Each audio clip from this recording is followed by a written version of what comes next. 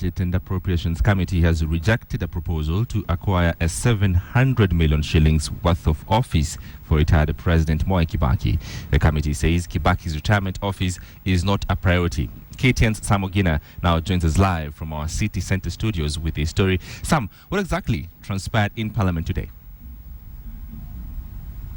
Well, thank you so much, James March. Now it will be remembered that today was the day the Budget and Appropriations Committee was supposed to table the supplementary budget in Parliament for approval or disapproval for that matter. And it is in this supplementary budget that Treasury had sorted that former President, that is Mwai Kibaki, be accorded a 700 million office space, that is in according to the Presidential Retirement Act of 2012.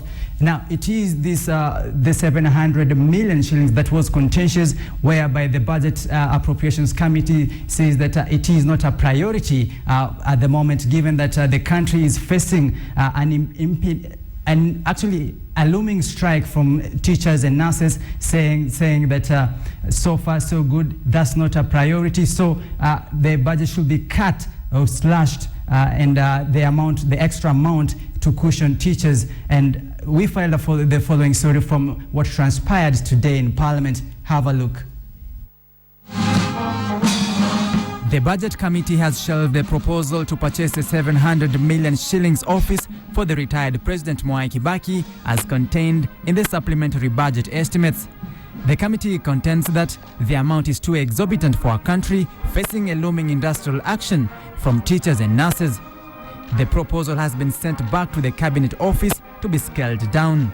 Looking at what has already been budgeted for, that calls for the 700 million, it's 3 acres of land, which we've actually, that is why we have sent them back to relook at the whole program and come back to us with having actually abided by the requirements of the Act.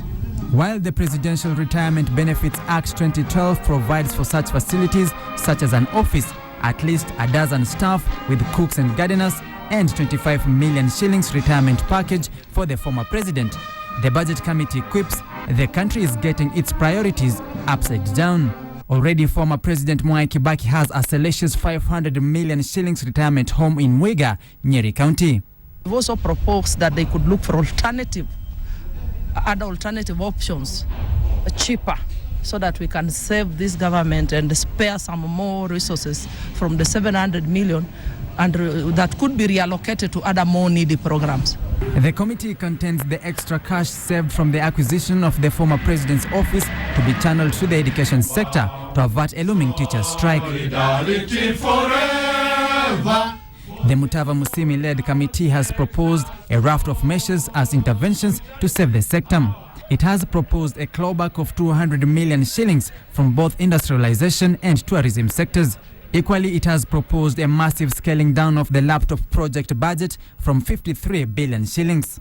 It is true, we must now look for money to make interventions in the education sector. Committee on Education has been tasked to go sit down, look at all the other sectors within the education, all other programs within the education sector, and see where else the savings can be made. The Education Committee, whose chairperson Sabina Chege appeared before the Budget Committee, was equally tasked to maneuver ways of obtaining money to avert the teachers' strike. This, as the Finance Committee contends that all other sectors' budgets should be reviewed to bolster the education sector and meet the teachers' needs. Ogina, KTN, Nairobi.